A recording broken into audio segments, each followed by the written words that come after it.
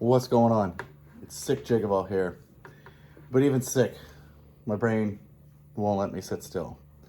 So I'm working on a couple sitting down projects, and one of those is this for our landscaping. Now, what this is, you might ask? Well, it's I'm an alcoholic. Not really. And if you are an alcoholic, there are organizations out there for help. So, get it. All right, on to serious notes though. We like some gins, and we like some whiskeys, bourbons, tequilas, and I particularly fall for marketing and like ones that have cool bottles, and I like some of these Japanese ones. And for a while we've had some landscaping out front that's really cool, big elephant ears, and I've wanted to put some neat lights in it, and there's these lights called fairy lights, and I've seen these things all over Etsy and Pinterest or whatever. And you basically take a bottle and you drill a hole. Some people put it in through the top, but I wanted to have the tops in it. Plus I didn't like the idea of the wire coming out the top, so I thought it'd look better if I drilled a hole. So I bought a couple things, and I wanted to show you some stuff that I've bought to do projects, soldering, electronics, you name it, right? So Milwaukee has the M12 soldering gun, and it's okay. You almost have to use it with the big battery, which makes it heavy. And I have this thing where my hands shake. So holding on to something like this, it's a pain in the butt. Also, I do have the M18 heat gun for shrink wrap, but I needed to glue where the wires go in, right? And that soldering iron just takes forever to get hot. So this video, there's going to be some products. I'm going to show you them a little more in depth. This is a soldering station from JMM Solutions. This is pretty sweet. It's a complete setup that goes into a battery. He has ones for other than Milwaukee. And I'm going to show you in depth. But this thing, in the time that I'm talking, real time, I'm not fast forwarding it, is, boom, 270 degrees. It has a motion sensor. So if I sit it here and I don't touch it, it'll turn off on its own. I want to show you the next product, and I'll go into each one as I work on this. I'm going to show you what I'm using it for a little bit more in depth, and then you can sort of see how it works. This is like your inexpensive off-brand Chinese hot glue gun, and this is what I'm using to seal the wires when they come out of this hole I drilled. Speaking of hole I drilled, I just used a standard glass and tile bit in my M18. I took a sponge and I drilled the first hole. Okay, now I can hold on to this and put my hand in there. No problems. Get the sponge wet, and while you're drilling, just squeeze sponge. So I'm going to assume you guys have done that step. The hot glue gun comes with a bunch of hot glue, but it comes with like a white, so I bought some clear because I'm doing clear stuff. And yeah, so I glue. All right, there you go. I'm going to show you the camera to the soldering station, and you can see where it's turning down. I don't know why it won't let me show you, but there it actually even says power off, and you can see it counting down the temperature. All right, but the screen is on, the switch is on. It's really hard to read, but it said sleep, okay? And that's because it detects movement. Now I can read that, but I want to move the camera, because if I move this, boom, you see that? It automatically says, well, there, maybe it was the wand in the way. So this thing is now up to 270 degrees, which is pretty sweet. So I'm gonna go ahead and set the camera back up on the tripod, and we'll see if it goes to sleep again. All right, so what I have to do is each time I have to take a bottle and I grab a bundle of the lights, and the lights are these little LED string lights that come on a big bundle like this. And what I do is I grab just what I think I'm gonna need, and I stuff it in. There are 3 wires, and one of these wires is required. Well, you always need 2 wires, but you need to cross another wire. So you can't just cut this string. Everything below that will die, right? Everything past it will die. So what you do is, yeah, I was working on my car, sorry for the nails, is you cut the string, okay? Once you cut the string, You find 2 of the wires, you pinch them together until everything from there passed. All right, let's take a look and see if this works now. Can you read it? Can you see where it says sleep? Sleeping. Yeah, look, boom, already, as soon as I move that. That's so awesome. So while I'm sitting here talking, it goes to sleep. But as I was saying, so I pull out what I need, and I basically stuff in here the input, and then when I get enough lights in there and I fill it up, I pull this and I cut it, and I basically mark the wires. And when I mark the wires, I bring an output, okay? And I got some of these little waterproof connectors, which have an O-ring and a barrel that you can turn down, okay? And there's the barrel, the nut that goes on it. So out of every single one of these will be a male like this and a female. And I guess you could connect them to each other, but that wouldn't do anything. And it'll look just like that. So each one has its own little lead. So as I go down the road, boom, I've got, you know, more. Now, I will end up making a little pigtail of regular exterior grade wire so that I don't have to have these exposed lights going through the flower beds. But each light, I do need to get the wire stuffed in and the male and female sucked in, put on. So I'm gonna go ahead and I'm gonna use one tool at a time. I'm gonna put one together. I will not bore you and talk the whole time, but I will probably voice it over and we'll fast forward. Okay, I know this would sound simple, but realistically, you want to distribute these lights as much as possible. I do every once in a while stand the bottle up, look at how it's distributed, put the wires in pairs, but occasionally that's going to be a pain, so just carefully feed it in, don't pinch the wire, and good to go. All right, one thing I should show you is this is enameled copper wire. It's a solid core, okay, which means you can't short it because it's enameled. Now, these little strips I've learned are really weird because you always have to have at least 2 wires hooked up, but at some point, if you don't have 3, part of the strand. So it's like they have these pairs that get crossed, and they cross back and forth every once in a while. And that's essentially the resistance of the wire / the amount of lights adds the general resistance so that, you know, your 12 volts don't burn these things up.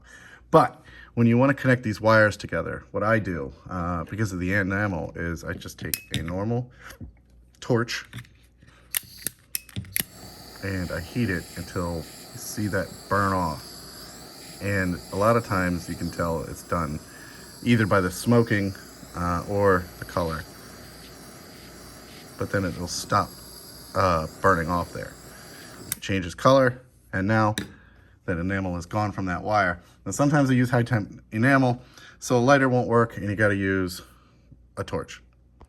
All right, another thing I do is I cut, right? Just with a pair of scissors or snips, I cut 1 wire pair, so it's 3, it's not 3 pairs, it's a set of 3, but I cut 1 at a time.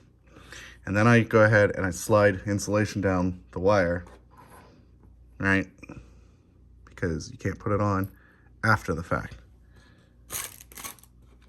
And I am soldering, but ultimately I'm really just twisting it together to the connectors that are supplied in these wire bunches. So on to the next. All right, so I'm gonna twist again, like I said. I'm gonna add some flux. We're gonna grab my third hand. We will turn this on. Now this is 2-speed, right? So this coming up to temperature is at 2x. And boom, you can see that there. It is at temperature. Now I'm just gonna clean my tip.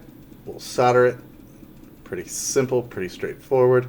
I really just don't want these to come apart, but it doesn't really have to look crazy pretty. I will just fold the wire, put the heat shrink tubing on, and I'll be done. All right, now that I have my leads all taken care of, now I just make sure, because the solder joint is exposed wire, we will heat these guys up, make them look nice and good.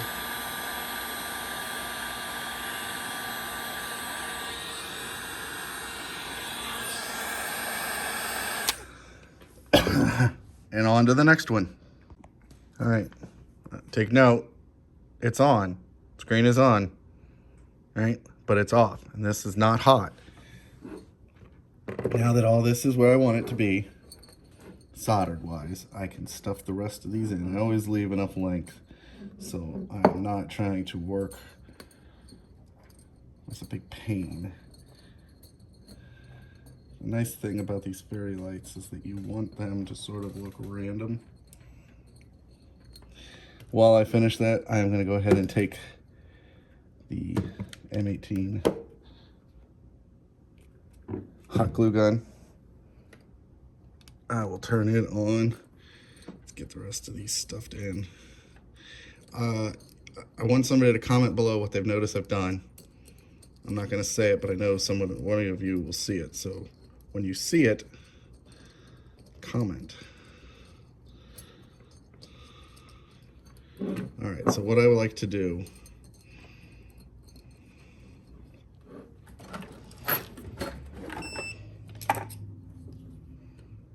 is just make sure that any of the bundles are away from the opening. See that one there? Okay, I get to where my heat shrink is, and then when the gun's warm, we're gonna go ahead and put glue on it. All right, I wanna show you a trick, but this is right using this guy. So I've got glue in it, and basically I need to fill this hole. Now I could have drilled this hole smaller, but here's a trick. Compressed air, flip it upside down. Your hot glue gun is so much easier to dry and cool. So basically I'm just gonna fill this hole in now, and these holes that I drilled are on the back, so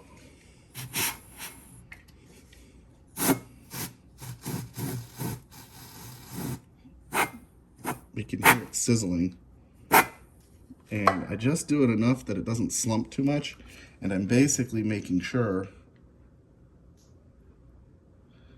that I fill the hole where the wire goes through. And a good nice plug of it in there. So I'm gonna hold that, give it a couple little puff packs.